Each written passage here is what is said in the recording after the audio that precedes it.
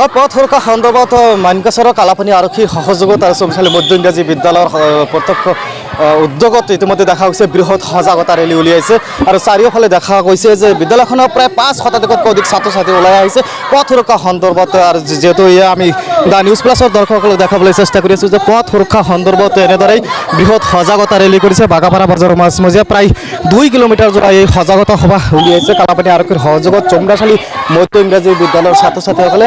আমি the news প্লাছৰ দৰ্শকসকলে ground জিৰৰ পৰা চাৰিওফালৰ দৃশ্যখিনি এবাৰ দেখাবলৈ চেষ্টা কৰি আছোঁ যে আচলতে এনেদৰে ছাত্ৰ ছাত্ৰীসকলৰ সহযোগত বিভিন্ন ধৰণৰ শ্লোগানেৰে কিন্তু সজাগতা আনিবলৈ চেষ্টা কৰিছে যে নতুন বছৰ উপলক্ষে যেহেতু সকলোৱে পিকনিক খাবলৈ ওলাই যায় পিকনিকৰ বতৰত যাতে কোনোবা ধৰণৰ পথ দুৰ্ঘটনা সংঘটিত নহয় তাৰ প্ৰতি লক্ষ্য ৰাখি কিন্তু এনেদৰে দেখা গৈছে বৃহৎ সজাগতা ৰেলী উলিয়াইছে আৰু সজাগতা ৰেলীৰ জৰিয়তে সকলোকে সজাগ আৰু সচেতন হ'বলৈ আহ্বান জনাইছে।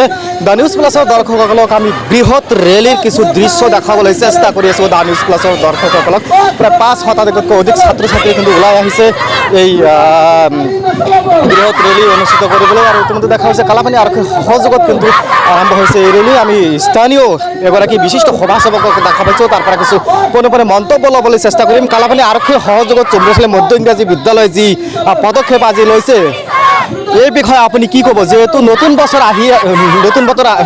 আহিছে নতুন বছৰত পিকনিকৰ সময়ত বা উদণ্ড যিবিলাক বাইক চালক আছে গাড়ী চালক আছে সকলোৱে কিন্তু তীব্ৰ গতিত বাহন চলাচলৰ ফলত দুৰ্ঘটনা সংঘটিত হয় এই পদক্ষেপৰ বিষয়ে আপুনি কি ক'ব?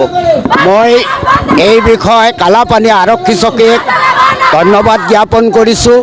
সঁচাকৈয়ে আজি আমাৰ যিটো পথ সুৰক্ষাৰ ব্যৱস্থা আমাৰ ড্ৰাইভাৰসকলে বহুত ড্ৰাইভাৰ আছে তেওঁলোকে লাইচেন্সে লোৱা নাই দ্ৰুত গতিত গাড়ী চলাই যধে মধে মানুহৰ যান শেষ কৰি আছে।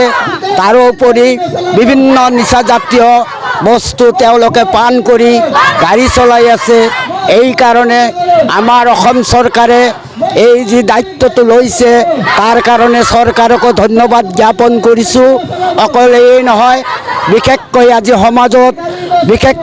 সমাজত যুৱ সমাজৰ মাজত এক অপসংস্কৃতিয়ে গা কৰি উঠিছে আৰু এই অপসংস্কৃতিক আমি বিভিন্ন সজাগতা সভা সজাগতা এই পথ প্ৰদৰ্শনৰ মাধ্যমেৰে এইবোৰ আমি গঢ়ি তুলিব লাগিব। আমাৰ যুৱ সমাজক নৈতিক মূল্যবোধৰ শিক্ষা দিয়াৰ প্ৰয়োজন হৈ পৰিছে। তাৰ কাৰণে আমি সকলো জনসাধাৰণ একত্ৰিত হৈ আগবাঢ়ি আহিব লাগিব যাতে আমি এখন সুন্দৰ শান্তিৰ সমাজ গঢ়িব পাৰোঁ এখন সুন্দৰ দেশ কৰিব পাৰোঁ বিশ্বৰ ভিতৰত যাতে অসম এখন শান্তিপূৰ্ণ সুন্দৰ দেশ হয়। হয় আচলতে এটা ক'ব যে পথ সুৰক্ষা আৰু বিভিন্ন ধৰণৰ নিচাজাতীয় বস্তুৰ বিৰুদ্ধে যি শোভাযাত্ৰা উলিয়াইছে সেয়া কিন্তু প্ৰশংসা কৰিছে। চমৰাচালি মধ্য ইংৰাজী বিদ্যালয়ৰ সভাপতি আছে আমি তোৰ পৰা কিছু মন্তব্য ল'বলৈ চেষ্টা কৰিম। আপোনালোকৰ বিদ্যালয়ৰ যে প্ৰত্যক্ষ উদ্যোগত আৰু কালাপানী আৰক্ষীৰ সহযোগত যি বৃহৎ ৰেলী উলিয়াইছে পথ সজাগতাৰ সম্পৰ্কত এই বিষয়ে আপুনি কি ক'ব? প্ৰথমতে মই কালাপানী আৰক্ষী চকীৰ ভাৰপ্ৰাপ্ত বিষয়াক আমি ধন্যবাদ জ্ঞাপন কৰিছোঁ কিয়নো তেখেতে আমাক আগতীয়াকৈ জনাইছিল যে আমাৰ অঞ্চলত গাড়ী যান বাহন অতি দ্ৰুতবেগে চলাচল কৰে সেইখিনি বন্ধ কৰিব লাগে মদ পান বন্ধ কৰিব লাগে।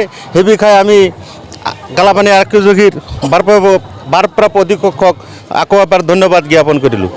আপোনালোকৰ বিদ্যালয়ে বৃহৎ সংখ্যক ছাত্ৰ ছাত্ৰীক লৈ বাগাপাৰা বজাৰ প্ৰায় 2 কিলোমিটাৰতকৈ অধিক পথ আপোনালোকে যি সজাগতামূলক ৰেলী অনুষ্ঠিত কৰিছে এই ৰেলীৰ জৰিয়তে ৰাইজক আপোনালোকে কি মেছেজ দিব বিচাৰিছে এই বিষয়ে কি ক'ব? আমি তেখেতক মেছেজ জনাম যে গাড়ী লাহে লাহে চলাব লাগে মদ পান বন্ধ কৰিব লাগে গুটখা বন্ধ কৰিব লাগে এইখিনি আমি ৰাইজৰ ওচৰত বিনম্ৰ অনুৰোধ জনাইছোঁ।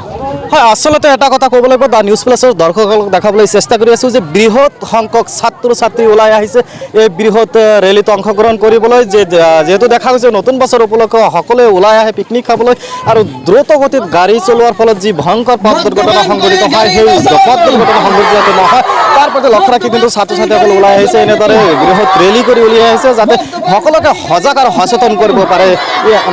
সেই উদ্দেশ্য আগত ৰাখি কালাপানী আৰক্ষীৰ সহযোগত চমৰাচালি মধ্য ইংৰাজী বিদ্যালয়ে কিন্তু আৰম্ভ কৰিছে এক ব্যতিক্ৰমিক পদক্ষেপ।